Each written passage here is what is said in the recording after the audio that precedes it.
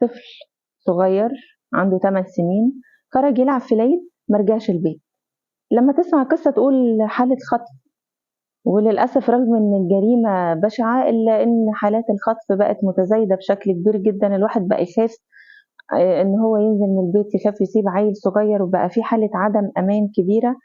لحد كده تحس إن الموضوع عادي، لكن لما تدخل في تفاصيل القصة، يعني أنا لو كنت قريتها في رواية كنت قلت لأ ده المؤلف سرحت منه على الآخر، لو كنت شفتها في فيلم كنت قلت ده فيلم خيال علمي. الطفل ده لما اختفى هو من قرية الهمامية مركز البداري محافظة أسيوط.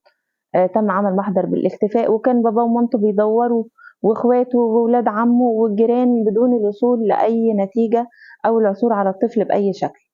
من فترة قريبة تم ورود بلاغ لمركز اسم البداري بمحافظة أسيوط بوجود جثة متعفنة مرمية في منطقة مهجورة بمركز البداري. طبعا قوات الداخلية اتحركت على الفور وبمعاينة الجثة لقوا الجثة لطفل صغير ملفوفة في كيس بلاستيك، وفي حالة تعفن، وفي آثار جروح، آثار ذبح على الرقبة، والجثة للأسف مفيش فيها إيدين. بعمل التحريات والتحاليل المطلوبة اتبين ان الجثة بتاعة الطفل ده هي نفسها جثة الطفل محمد اللي كان معمول عنه محضر تغيب في العيد. طبعا القوات الشرطة كثفت جهودها وبالتحقيقات وبالتحريات اتوصلوا ان المتهمين هم ثلاث اخوات هم السبب في القصة دي. خطفوا الطفل محمد واستدرجوه لحظيرة ماشية. الأخ الكبير فضل واقف بره يراقب الطريق، والاتنين التانيين دخلوه جوه حظيرة المواشي وكتفوه، وواحد ذبحه بسكينة وقطعوا ايديه الاتنين. خدوا الايدين ورموا الطفل مذبوح ولفوه في كيس بلاستيك ورموه في منطقة مهجورة. خدوا الايدين ليه؟ علشان احد الدجالين اقنعهم ان هم محتاجين ايدين طفل صغير عشان يستخدموها في فتح مقبرة آثار. والدجال اقنعهم كده ان الايدين دول لو هنستخدمهم في السحر وهنفتح المقبرة وهيبقى معانا. وللأسف الناس كتيرة بتبيع ضميرها وبتبيع نفسها علشان خاطر ان الآثار مثلا هتجيب لهم فلوس كتيرة أو أيا كانت الحسابات البشعة اللي تخليهم يعملوا جريمة زي دي. أكتر حاجة تعبتني في الموضوع إن الثلاث إخوات دول هم ولاد عم الطفل محمد، يعني هو ابن عمهم اللي كانوا عمالين بيدوروا مع عمهم على ابنه اللي ضايع وواقفين معاه. يعني الأب بيقول أحد الدجالين ضحك على ولاد أخويا وأقنعهم باستخدام إيدين محمد ابني في فتح المقبرة، وكانوا بيدوروا معايا وكانوا أكتر ناس واقفة جنبي عشان أقدر ألاقي ابني. طبعا بدموع وبحالة صدمة. الموضوع من أبشع ما يمكن. أنا ما أعرفش بالظبط إزاي إحنا ممكن نستخدم أطراف في فتح مقبرة أو السحر الأسود بتاع فتح المقابر والتنقيب عن الآثار.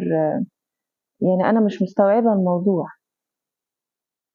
يعني يهون عليكم كده 3 إخوات كبار عاقلين، المفروض إن ده ابن عمكم، طفل خارج يلعب في العيد، تاخدوه وتستدرجوه وتذبحوه وتقطعوا إيديه علشان تدوها لناس، لساحر أو حد منقب عن آثار.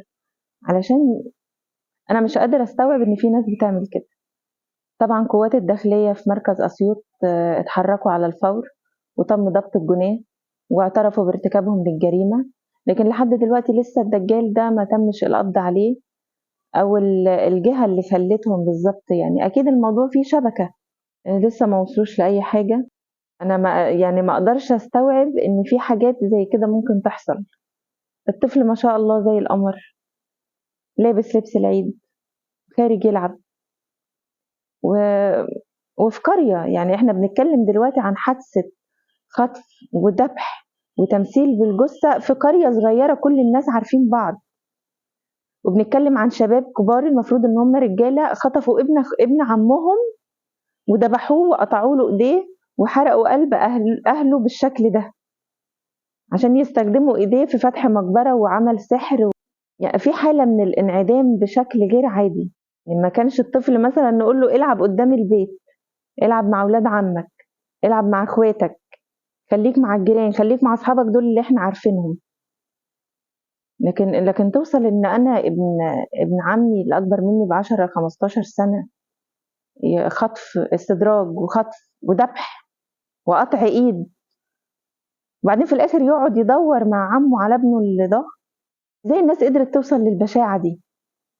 ازاي الحوادث دي بقت تعدي علينا كده ونسمعها عادي؟ ده في طفل معرفش ايه، اصل في حالة خطف ايه، اصل في بنات مش عارفة نازلين الاسانسير حصل ايه. يعني الجريمة متزايدة بشكل مش معقول، بشكل محدش قادر يصدقه.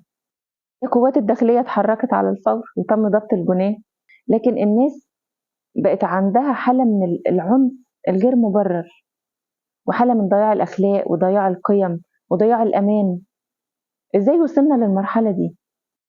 أتمنى إن الداخلية توقع أقصى عقوبة على المتهمين، ويكون في إجراءات رادعة لضبط الأمن العام، ويكون في تدخل من جمعيات حقوق الطفل وجمعيات المجتمع المدني، لأن الوضع بقى مرعب.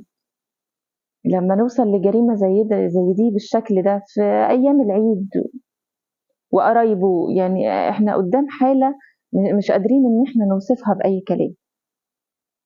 أتمنى الدنيا إن شاء الله تكون أحسن من كده، ودعواتكم لأهل محمد ربنا يصبر أهله،